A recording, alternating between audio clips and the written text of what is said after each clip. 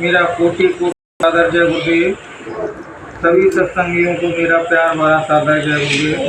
जय गुरुदेव।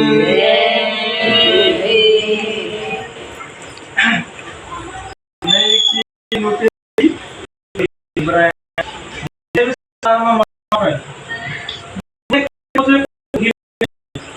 जितने भी माँ बाप है अपने बच्चों के कारण दुखी हैं सभी।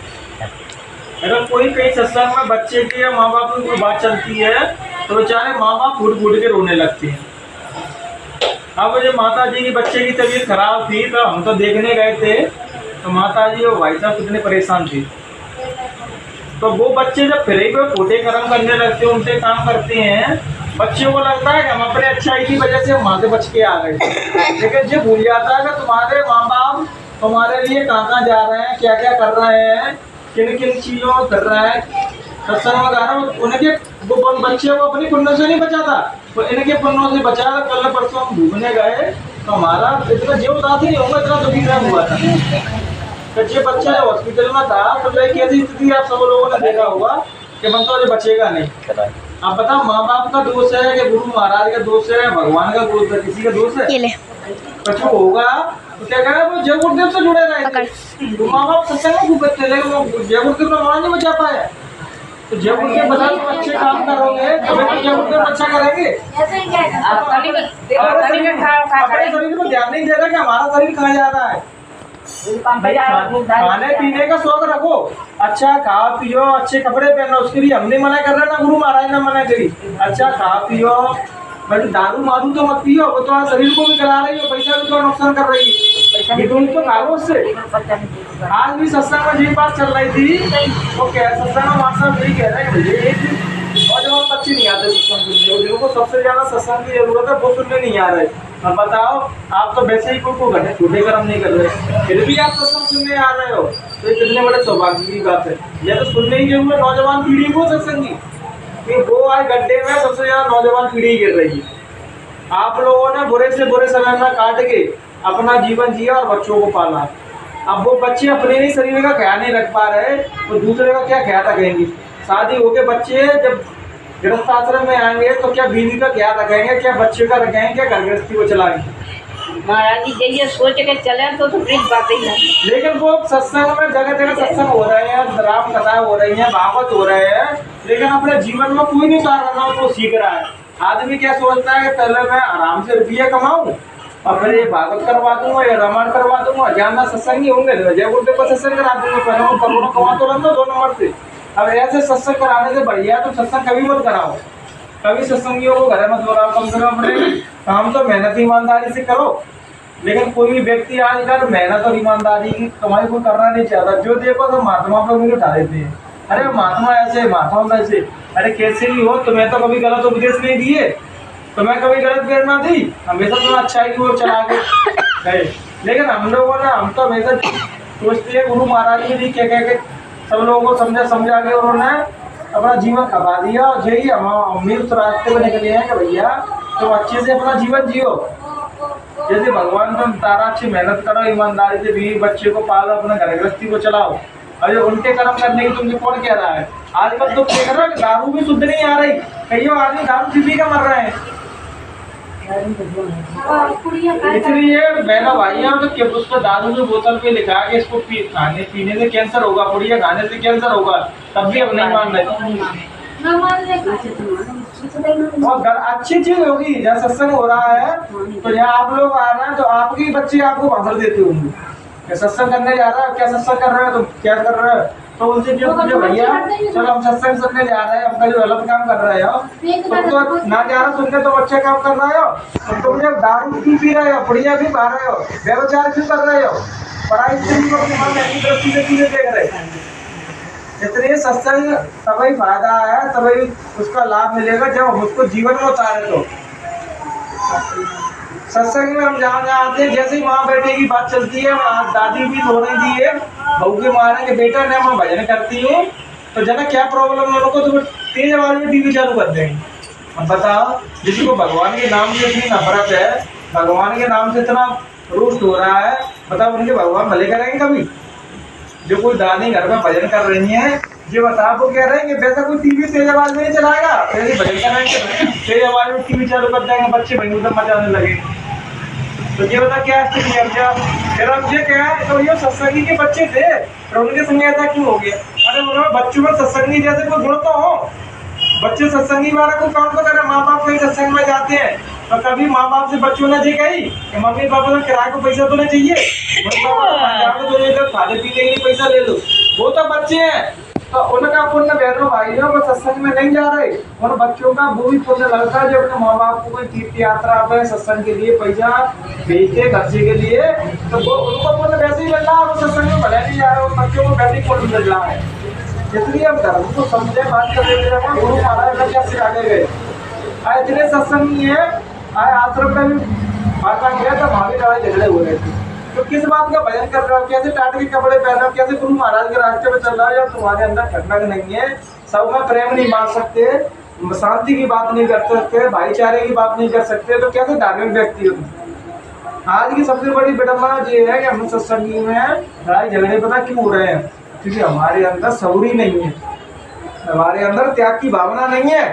क्या जब भैया को, जब भाई साहब को पहले खाने दिया जाए तो मुझे कोई फर्क नहीं पड़ा, पहले भाई साहब को आनंद दो, खाने के पीछे लड़ बैठती है, लाइन लगाएंगे भाई के पीछे लड़ बैठती है। किसी से कोई गलती हो जाएगी तो इतना बड़प्पन नहीं है उसको माफ कर सके, उसको ऐसा देखते हैं तो सबसे बड़ा दुश्मन यही है आश्रम का। तो भैया माफ करने वाला संत कबीर ने भी कहा है कि जो माफ कर देता है वही सबसे बड़ा होता है। अगर तुम छोटी छोटी बातों पे ऐसा किसी को ट्रीट करोगे, ऐसा जलील करोगे तो दोबारा कभी सत्संग में भी नहीं आएगा वो। इसलिए अपने जीवन में जो गुरु महाराज कह गए उसको अंतःकरण में उतारो, तभी वास्तव में सत्संगी हो, तभी धार्मिक है। जब तक हम अंतःकरण में नहीं उतारेंगे तब तक कितने भी सत्संग सुन लेना, कितने भी भागवत सुन लेना, कितना ही रामायण सुन लेना, कुछ नहीं होगा बात। अब हमसे ईर्षा कर रहे हैं तो जो होता है हमसे ईर्षा से तो क्या फायदा है? अगर तुम इतने ज्यादा धार्मिक थे, इतने बड़े सत्संगी थे, इतने बड़े भजनानंदी थे, तो गुरु महाराज के टाइम पर तो सब लोगों को चाहिए, सबकी जबरदस्ती खुल जानी चाहिए, तुम नहीं खुली क्योंकि तुमने कभी गुरु समझा ही नहीं, भगवान उनको समझा ही नहीं, तुम तो कलोरियों उतरा उनको खुद ही उतराए थे। तभी तो गुरु महाराज कहते थे कि भैया घोर नरक देखना तो आश्रम में आके देखो। इसलिए वहां पर जो संग है, तुम उनके साथ रह रहे हो तो उनके रोम रोम से अच्छाई निकल रही है, उनकी आंखों से हाथों से सब जगह अच्छाई तुम्हें सीख देखा जा रहा है। 18 घंटे जिस व्यक्ति ने भजन किया, दिन से दिन नहीं गई, रात से रात नहीं गई, बीमार भी होते थे तब भी मंच पर सत्संग देने के लिए आते थे। तब सत्संग में गुरु महाराज कह रहे कि 3 महीने से इतना थक चुका हूँ कि आज मेरी हिम्मत नहीं है मंच पर सत्संग दे दूं, लेकिन ये भीड़ देख के मुझसे कुटिया में रहा नहीं गया। जब इतने दूर से लोग आ गए तो मैं क्या कुटिया से मंच पर नहीं जा सकता? तो गुरु महाराज बीमार की अवस्था में सत्संग देने के लिए, तो क्या जिस चीज हमें प्रेरणा नहीं देती? हमें कुछ नहीं सीखना चाहिए? जो हमारे मालिक है, परमपिता परमात्मा है, वो बीमार कंडीशन में सत्संग सुना रहे हैं, और ऐसे 5 पूछा थे गुरु महाराज की, तब भी उन्होंने अच्छाई और धर्म का रास्ता नहीं छोड़ा। हम छोटे छोटे हमारे जीवन में मुसीबत आ जाए तो अपनी गुरु पे शंका होने लगती है। अगर बाई चांस ये बताओ उनका बच्चा बच गया, सही हो गया, तो इनकी श्रद्धा भी बरकरार रही। अपन कितने भी इनको डांटा तो बनाते हैं, कुछ होता बच्चे को तो इनका मन कट्टा पड़ता, और गुरु महाराज के प्रति इनकी आस्था में थोड़ी गिरावट आती, क्योंकि वो उनका तो भक्ति का इसलिए है ना, गुरु महाराज को जानते नहीं है बच्चा क्या कर रहा है, वो तो अपनी भक्ति को विश्वास है, तो वो भक्ति के कारण वो बच्चा बेचारा ठीक हो गया। अब बेचारा बच्चा वो प्रोमिस कर रहा, वो कहते नहीं कि मरता क्या नहीं करता। जब अपने जीत पर किसी पर मुसीबत आती है तो सबके लिए भी तैयार हो जाता है, मैं ये कर दूंगा वो कर दूंगा, और जब बात अच्छे समय आता है सब छोड़ देता है। कल एक संत कह रहे हैं कि एक व्यक्ति था तो भगवान से कह रहा कि भगवान मेरा जो काम बन जाए तो मैं तुमको 5 रुपये चढ़ाऊंगा। कलियुगी व्यक्ति के लक्षण देख लो, तुम्हारा काम बन गया या नहीं हुआ तो माना जाने अरे भगवान भाई कछु काम आधा हुआ पूरा हुआ तो भगवान को पैसे नहीं चढ़ा रहे, भगवान जी तो पैसे ही हो जाता। मतलब मैंने वैसे ही क्या थी 5 रुपये चढ़ाने की, माना 5 रुपये उन्हें चढ़ा, वो काम रुक गया। अरे भगवान को तो मैंने मजाक में तुमसे कहती कि पैसा नहीं चढ़ाऊंगा, लेकिन वास्तविकता में तो मैं तो 5 रुपये चढ़ाने वाला ही था। ऐसा ये कलियुगी जीव है, जब मुसीबत पड़ती है तो सबको स्मरता है, गुरु को भी स्मरता है, जब मुसीबत हटी तो गुरु को ही भूल जाता है। इसलिए बहनों भाइयों यहाँ अपना कोई किसी का नहीं है, जब तक किसी से जितने स्वार्थ के रिश्ते हैं तब तक ही सारे रिश्ते निभाएगा। और सभी अपन कर्जा के लेन देन है। कभी तुम्हारा बेटा बन के आया, पत्नी बन के आया, भाई बन के आया, भांजा बन के आया, भतीजा बन के आया, सब रिश्ते के स्वार्थ पे टिके हुए हैं। जब तुम्हारा लेन देन पूरा हो जाता है तो मांझा से चला जाता है। इसलिए बहनों भाइयों, तो ठेकेदारी जिम्मेदारी अपन लोगों की लो, अपने स्वयं की। मैं अच्छे कर्म कर रहा हूँ, मैं सदमार्ग को चल रहा हूँ, तो तुम्हारे पुण्य के प्रताप से एक दो बार में उनको क्षमा याचना सबको मिल सकती है। अगर वो बार बार ही उनके कर्म करेगा तो वहां कोई उसका बचाव नहीं कर पाएगा, कोई किसी का बचाव कर पाया है। और गुरु महाराज का खुद का रियल भतीजा था, अब वो दारू पीता था भयंकर।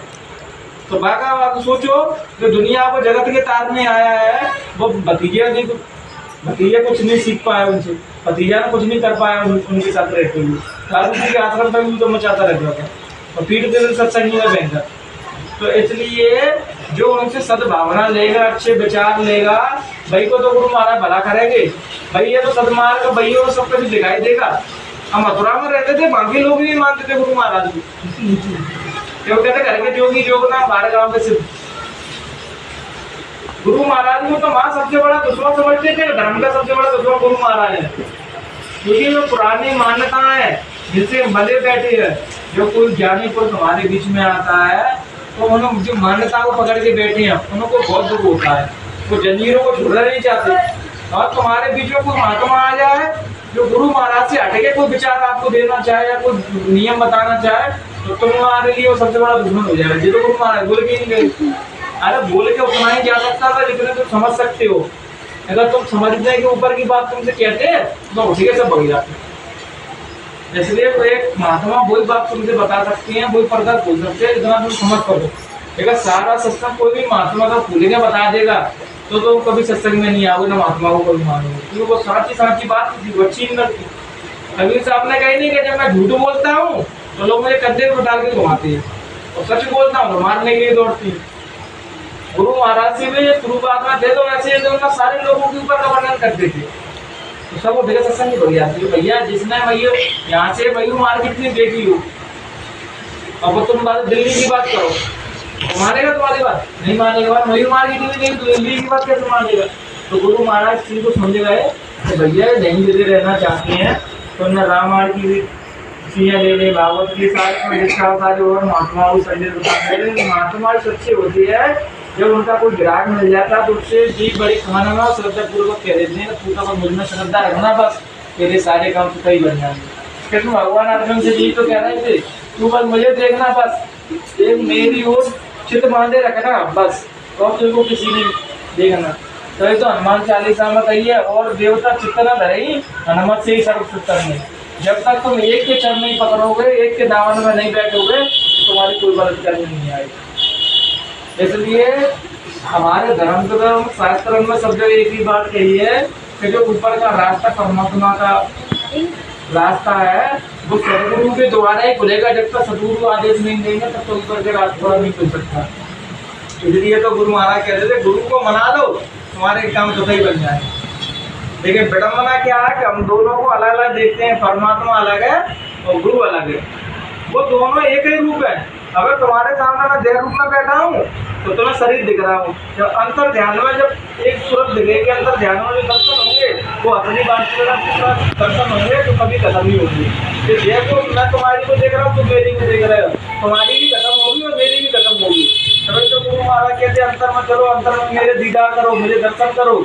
नहीं तो गुरु महाराज कहते मरने के बाद तो तुम मुझे भगवान मानोगे, ये तो मैं भी जानता हूँ। तो उन्हें कैसे नहीं आ रही जीवात्मा छूटेगी, शरीर से जीवात्मा निकलेगी तो तुम मेरा वास्तविक स्वरूप देखोगे। तुम्हारे हाथ नीचे करने के लिए तुम्हारे जीवात्मा को यमराज के हाथों के हवाले नहीं करने देंगे। तब तो तुम माने ही जाओगे, पूरे अपछताए हो चुका ये चिड़िया टूटेगी। मरने के बाद ही भगवान मानना है, वो तो सब कुछ मानना है, वो देवी देवता हूँ भगवान माना था। अगर मानना या होता तो 1 लाख सेना मार दी रावण की। अगर कृष्ण भगवान को जिंदा जिंदा भगवान मान लिया होता तो 56 करोड़ यदुवंशी की मारे। इसलिए गुरु महाराज को भी जब शरीर में थे तो कोई नहीं समझ पाया। भाई साहब गुरु महाराज को लिया हम लोग कर रहे थे तो समझ में नहीं आती बात। मैंने भाई साहब माया का पर्दा डला रहता है, देखो महापुरुष सामने रहता है, तब तक उतना विश्वास होना होगा।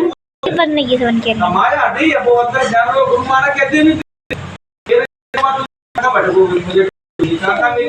पता है, जो अभी क्षेत्र आता है, जो अभी उनके सामने रहता है, उसको फल मिल जाता है, वो अंतर ज्ञान हो जाती है।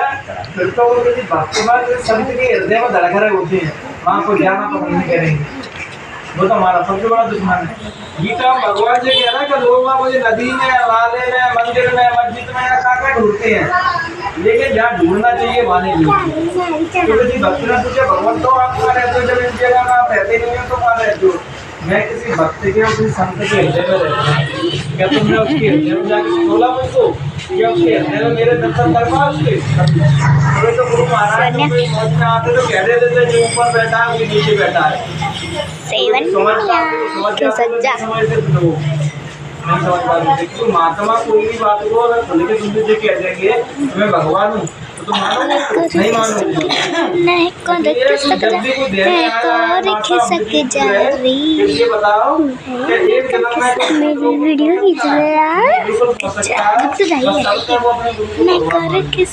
तो बड़े उन्होंने साफ उत्तर दे दिया कि जिंदगी में जब कोई महात्मा हमारे संग में रहता है उसको भगवान मानना बहुत मुश्किल है, क्योंकि वो हंसेगा भी, बोलेगा भी, लेटरिन भी जाएगा, बाथरूम भी जाएगा, सब वो काम करेगा जो एक नॉर्मल आदमी करता है। अब तुम क्या बोला भगवान कैसे मानोगे? ये तो हंस भी रहे, ये तो रो भी रहे, ये तो वहाँ घूम रहे थे, हमको ऐसा कर रहे थे। तो बताओ जब नर रूप में कोई आया है, भगवान भी नर रूप में आए हैं, तो नर जैसे तो क्रियाकलाप करेंगे। भगवान जब आए थे कोई भगवान तो 2 हाथ लेके आए थे, 4 हाथ लेके आए थे मेरे भाई? 2 ही हाथ तो लेके आए थे, 1 सर लेके आए थे, 2 आंखें लेके आए थे, जैसा अपना नक्शा जैसे ही उनका था। लेकिन बस समझने की बात है, जो समझ गया था वो पार हो गए थे, नहीं समझे तो वही भटक रहे हैं। तभी तो कही कि वो कह रहे हैं गोस्वामी जी भी थे, कबीर भी थे। तो मैंने जब तुम्हें इस बात का बोध होगा तो तुम कौन हो, तो तुम जिस चीज तुरंत बात कर लोगे, सब कुछ मेरे अंदर समाया हुआ है।